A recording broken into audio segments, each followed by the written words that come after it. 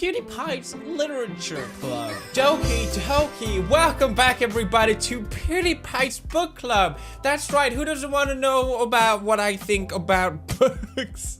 Please keep watching. Did you do your homework this month? That's right, we have homework on the PewDiePie channel now. Isn't that exciting? That's just what everyone wants more of. Please keep watching, please keep watching. I've been reading a lot of great comment from last month saying that you got into reading because of the videos that we've been doing, and that's essentially the goal of these videos, is to get you part of this book club that we're doing. Now, last month the books that we read was The Old Man and the Sea, Moby Dick, Man's Search for Meaning, and Tony Takitani. I couldn't find Tony Takitani for some reason. It's 600 pounds on Amazon. I'm so sorry if you spent that amount of money. This month I made sure that all the books that I picked are actually accessible. My apologies, okay? I didn't do my homework, all of it, but I bet you didn't either. And if you did, I'm so sorry. I also read Flowers for Algernon, recommended by Brad, really good. The Sound of Waves, The Temple of the Golden Pavilion, Bushido, The Soul of Japan, The Book of Five Rings, Metamorphosis by Franz Kafka, and I think that was it. They're very short books that I read this month. And I think I made a mistake of reading too many short books, because next month I'm gonna want to read some longer novels instead of just novellas. It just sort of happened. I just pick a book I want to read and then I don't really look too much of how long it is. Anyway, let's get into this. The Old Man and the Sea by Ernest Hemingway.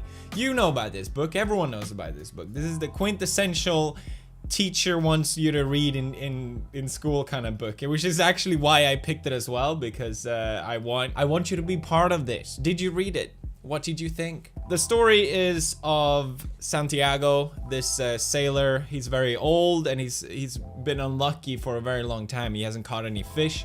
He has his young apprentice, the boy as he calls him, and he's not even allowed to sail with Santiago anymore because of his parents doesn't want him to. He wants him to sail with someone that actually catches some damn fish. It takes place of the coast of Mexico, I think, or Cuba. Santiago sets out to break this unlucky spree that he's on, and he finally catches something on his hook. He doesn't know what it is or how big it is, but he knows it's big, and it pulls him away from shore, and he decides very early that he's going to commit to try and catch this fish no matter what. It's a very short book. It's very simple to read. You have the pinnacle of a minimalistic approach to writing. One character essentially in such a simple setting as the ocean. I think Ernst even called it himself. He coined it iceberg theory, where you can probably guess what that means. I'm guessing as well that he's giving us the tip of the iceberg and it's up to us to interpret the rest. What does the fish mean? Why does he dream of lions? I really enjoyed it. I thought it was fun to read, and what kept me through it was just, is he going to catch the damn fish or not? I don't know if I really think there's that much to analyze personally, but I'm sure there is. I not that interested, to be honest. I didn't find it that interesting, especially after reading Moby Dick as well, which we'll get into later. There is this theme about masculinity, I think, but that you have to catch this fish no matter what. There's a certain manliness attached to that. I talked about this book briefly with my mom, and she said that she actually really didn't like it, and I wonder if it is because of the whole masculinity involved with it. I enjoyed it. It was alright, but the more I think about it, the less I enjoy it, to be honest. This whole iceberg theory thing just kind of annoys me the more I think about it. Is there even an iceberg underneath the tip, Hemingway? Huh? Moving on to Moby Dick. Moby Dick is the story. We all know about Moby Dick. What I actually didn't know is that Moby Dick was a real whale that actually existed in the 1800s. It was called Mocha Dick. And Herman Neville, who wrote the story, was a whalesman as well, or seaman. And a book like Moby Dick just wouldn't exist unless that was the case. This Moby Dick is the heart of a whalesman in itself. It really covers every single aspect of whaling. And by every single aspect of whaling, I mean every single aspect. But we'll get into that. First of all, you probably know the story anyway. It follows the narrative of Ismail, who is this good-natured Christian who wants to join a whaling voyage. So he travels and he stumbles upon the other character, which is Queequeg, which is a harpooner who has face tattoos. He's a cannibal. complete opposite of Ismael, but they become close friends anyway, and they have to share a bed together in the early chapters. And I remember reading it thinking, wow, this is so silly and it's so funny and so easy to follow. I read a lot of comments saying, oh, dude, are you actually gonna read Moby Dick? That's pretty tough stuff. And of course, I'm naive as always, thinking, wow, this is so easy to follow. What are people talking about? They must not be as smart as I am. Little did I know, the chapters varies a lot. The book changes style of writing, you could say a lot. It goes from narrative to straight up facts about whales, for example, to poetry, to philosophy. And it's surprisingly lack of narrative in this book. You think the story of Moby Dick is so famous with Captain Ahab, the captain that wants to capture this white whale no matter what to the bitter end because he seeks revenge upon Moby Dick for taking away his leg. Literally inside Moby Dick there is the book of whales inside it, which is very different from this minimalist book. You have a book with books inside it. And if you are not interested in whales, I definitely don't recommend reading this book. It basically covers every single aspect of whaling. Let me tell you about the economy and the ecology and the anatomy and the philosophy and the poetry and the weight and the scale and the whales of whales and the whales of everything there is about whales is basically covered in this book. And if you're not ready for that, then yeah, I don't know. But there are parts that really truly shine. I almost want to just read a passage from it, but I don't think we're on that level of cringe yet. But I'll tell you what, when I finished reading the book and I was flipping through the pages, the first line, which is a very famous line, "Call me Ismael," maybe you don't understand why it's hard to explain why that carries such an emotional response reading that line, but it really does. And for anyone that's read the novel knows what I'm talking about. It's obviously a book filled with symbolism. The whole expression with a white whale is a saying of itself. Herman really tries to deliver something real. He doesn't just give us the tip of the iceberg, he gives us the whole thing. And there's something honorable and that you can really appreciate about that. And I think Moby Dick, to be honest, I'm probably not really ready for it yet, but I'm really glad I read it. Look forward to read it again at some point in the future. The third book that we read, I am so glad that I picked. I think this book is incredibly important. I didn't know, I just picked it randomly because I wanted to read something about philosophy. It's Man's Search for Meaning by Dr. Viktor Frankl. What's so special about this book is that Frankl is an Auschwitz concentration camp survivor, and he's a psychiatrist, so he can then answer the question, what went through the minds of people that survived these concentration camps? And I really want to discuss this book with people, and whenever I did, I was just met with boredom because no one wants to hear about the Holocaust. People are tired of hearing about the Holocaust. We know it's bad, okay? How often are we gonna get a piece of literature that really puts to test, almost, you can say? It's almost like Victor treats himself as a lab rat. That's a not appropriate expression, but I think it's the best way to explain it. He discusses a lot, for example, the quote from Nietzsche, "He who has a why to live can bear almost any how." And Victor really puts this to the test because, put it this way, the whole phrase, "What's the meaning of life?" is asked to death, but Viktor Frankl actually does a really great job at trying to answer that question. And I couldn't help but agree with a lot of it. I also thought that it was really great how this book was originally written in without an author's name in mind. It was published anonymously originally. I feel like this book is a great tool to just help people. And especially, maybe I'm overgeneralizing here, but I feel like a lot of millennials are struggling to find meaning. I certainly feel better equipped for, in case, I know that sounds a bit weird to say, but in case something really bad happens, I feel like from reading this book, I am better equipped to know how to handle it. That's a bit naive to say, but I really think there's some important stuff in here, and it's hard for me to explain clearly. The next book is much easier to talk about. It's recommended by Brad. Flowers by Algernon. Thank you, Brad. Great recommendation. Really enjoyed this one. After reading Moby Dick, I wanted something easier to follow. It follows the story of Charlie Gordon, who has an IQ of 68. He lives a happy life and he works at a bakery. and he enjoys his time around his friends, but he knows he's not very smart. He knows he's stupid. He wants to become smarter more than anything. And we basically follow his progress reports through the book that he writes. He's instructed to write because he's undergoing this experiment that will actually make him successively more and more intelligent. And we follow him realizing that things that used to be positive, such as people that he thought were his friends, were actually just making fun of him, and he has to quickly find himself growing up in a very short period of time. You can't help but sympathize for Charlie. It's a very tragic, sad story. It was really fun to read from start to finish, however, and I really enjoyed it, and it was a great recommendation. Thank you, Brad. Appreciate it. The Metamorphosis with Franz Kafka is one I read. It's so quick. I almost kind of feel like I should just discuss it next month, but I'm going to talk about it anyway. To me, the idea of turning into an insect is just the most disgusting idea ever, and it just freaks me out. I remember in the movie District 9, the main character sort of becomes this alien, weird insect-like thing, and it freaks me out. Funnily enough, though, Franz Kafka explicitly didn't want the cockroach to be on the cover, because once you read the novella, you really understand it's not about the cockroach. The story is about Gregor, who one day wakes up and finds himself that he's turned into a giant cockroach. And the first thing that goes through his mind is, funnily enough, how am I going to get to work? Gregor has been supporting his family by financially by working, and he doesn't really enjoy his job.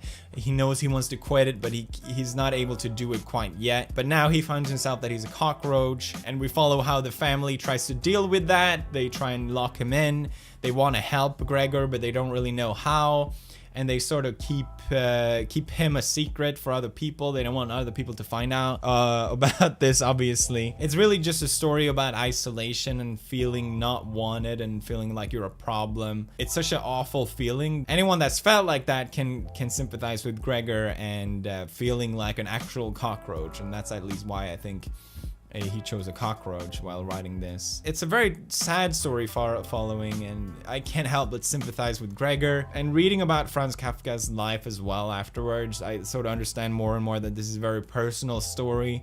He had issues with his father. Franz Kafka burnt 90% of his work as well. He didn't even want anyone to read it, which I also can then understand because it's clearly very personally drawn. And whenever I do stuff that's very personal on YouTube, I want to delete it afterwards because I don't want other people to share. I don't know if that's the case or why he did it, but I can at least relate to it in that sense. Yeah, it's a sad story. I don't know what you're tell me. I'm getting emotional just talking about it. It's a kind of novel that's it's open for interpretation. A lot of people discuss, is the father the bad figure, or is it the sister who's the bad one, and yeah, whatever you think. I don't know. Read it. It's good. Discovering this author has been one of the most fun discoveries I had in a very long time. I am so intrigued by this author, Yukio Mishima. I wanted to read more Japanese literature because I really like Murakami, so I randomly picked Yukio Mishima's The Sailor Who Fell from Grace from the Sea, and I was so what's the right word? Entranced by it. I felt so lost reading this book in the best possible way, and I absolutely loved it. It follows the story of a young boy who's sort of have an adolescent mind. Noboru is a very young boy, but he has like I said, an adolescent mind. He lives in a seaside town of Yokohama, which is, I think, south of Tokyo. It doesn't matter. I don't know why I said that. He's secretly part of this strange gang. It's sort of like a thought gang is the best way to describe it. They completely reject conventional ideas and more. They have their own set of morals. It was just so interesting. It was like anything I've ever read, and I really enjoyed that because of how different it was and how strange he was. It's not like I agreed with everything, but I just was intrigued hearing about it. Noboru meets with this sailor called Ryuji, and he sees Ryuji in an extreme high regard. He has a pristine figure because he's the pinnacle of manliness, essentially. He's a man that committed his whole life to the sea. He's deliberately chose not to settle down with a wife, and he goes on all these adventures, and Noboru just looks up to this sailor. But then Ryuji meets with Noboru's mom, who is a widow and works in a shop, and they connect, and eventually they want to settle down with each other. So Ryuji wants to settle down and become a husband, essentially, even though it was against his principles. And Noboru, obviously he has a problem with this, because not just because it's his mom that's involved, but because in his thought gang they look at fatherhood as one of the worst things possible, is to be a father, and he wants to protect this pristine image that he has of Ryuji. Noboru and his thought gang decides, I don't know why I keep calling it thought gang, it's just a gang, but they decide what they're gonna do about it, and that's all I'm gonna say. It was really fun reading a story that was so interesting, and then obviously the symbolism with all the characters, two cultures meeting. You have Ryuji, who's the pinnacle of manliness. He represents honor, and I think old Japan, the wife that represents the post-war culture, and then you have Noboru that wants to gatekeep and protect the culture, because there was a giant cultural shift after the World War II, and that's a big theme for Yukio Mishima's work, which I learned afterwards. Right after reading the Sailor Who Fell from Grace with the Sea, I loved it so much, and I wanted more because it was so short. I read the Temple of the Golden Pavilion, and I absolutely loved it. I feel like I want to do a video just exclusively at some point about Yukio Mishima once I read more of his work, because I'm so fascinated by him. His whole life is a story in of itself, and that sort of strangely merged with all his novels. It's just so interesting. If you're interested in reading the book, just read the book first, I would say, because for me the discovery of this author was just so much fun, and I don't want to take that away from anyone. I also read Sound of Waves. I don't really have too much to say about it, but I think I should move on from Mishima for now, and then maybe we'll discuss it more in the future. After I read the Book of Five Rings, I feel like such a kid when it comes to this book. I just can't help myself. This is like the coolest book ever. I know it's the kind of book that people take very seriously, and they want to really analyze and give a lot of thought to the words. But I feel like such a child with this book. Anyway, it's about Japan's greatest warrior. He's an undefeated warrior who's passing along his knowledge of what he's learned. His master of strategy, I think he calls it, or something like that. It's a real work. It's not fiction, or who knows. I mean, it was written literally hundreds of years ago, so I don't know if any of it has been confirmed or not, but it's still, how cool is that? You have an undefeated warrior who's just explaining how he became undefeated. How cool is that? The book contains the Book of Fire, the Book of Water, Wind, Earth, and Void. It discusses how his strategy is scalable, and if you master his strategy, if you can defeat one foe, you can defeat any number of foes and essentially become invincible. The pinnacle of zero deaths, everyone. He has this sort of nonsense approach to fighting where no flair involved. You should really just focus on cutting down your enemy. That's the number one thing. He talks about the fact that instead of holding the katana, traditionally people hold it with two hands. He holds it with one hand, which is harder, but if you can master it, it's very beneficial. And then he holds in this other hand the wakizaki. How fucking cool is that? How cool is that? I've been enjoying just keeping this in my pocket and reading a passage every once in a while and just thinking about it. I'd be lying if I said I understand anything that is in this book. To apply stickiness. When the enemy attacks and you also attack with the longsword, you should go in with a sticky feeling and fix your longsword against the enemies as you receive his cut. The spirit of stickiness is not hitting very strongly, but hitting so that the longsword do not separate easily. It is best to approach as calmly as possible when hitting the enemy's longsword with stickiness. The difference between stickiness and entanglement is that stickiness is firm and entanglement is weak. You must appreciate this. Obviously, there's a lot to learn from this book, and people still use the teaching for other fields of profession today. Obviously, you don't have to be a samurai in today's society, but people use it in business, for example, and using his strategy in business. I just love how this book exists. I think it's fantastic. Last but not least, I read, I was so fascinated by the whole samurai, and I wanted to learn more about the samurai, so I read Bushido, The Soul of Japan. For anyone that wants to learn more about Japanese culture and the history of it, I think Bushido is a great starting point. The book is called Bushido, The Soul of Japan for a reason, because the code of ethic of the samurai has left such a huge impact Japanese society and culture even still today. Explaining why politeness is so important in Japanese culture, and the logic behind the politeness as well was really interesting to know about. I think this is a great book if you want to learn about self-control, control of self-impulses. But the chapters that I enjoyed the most was grimly enough about seppuku. I'm sure you've heard about seppuku before, but in case you don't know, it's the act of committing suicide or execution.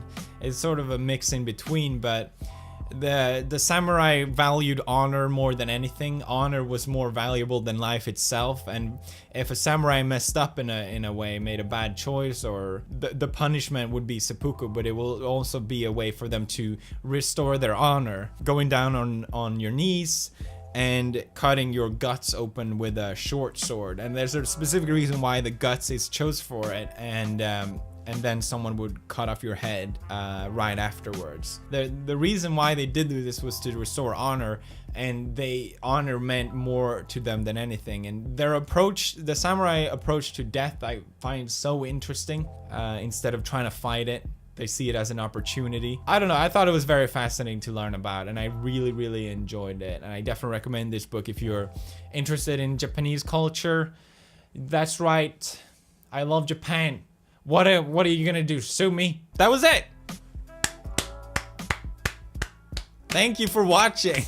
We did it. I'm loving this series. I'm having so much fun reading. I know it sounds so pretentious in a way almost, but now for the books that we're gonna read next month, I really want to read Crime and Punishment. A lot of people recommended it from last month, so I thought, okay, yeah, why not? I also want to read Stoner. I also want to read No Longer Human, and I think we should just start with those three. I don't want to overwhelm you guys as well. Anyway, thank you guys so much for watching. I really appreciate all the support and all the fantastic comments that I get on these videos. It really means a lot, and I'll see you next month.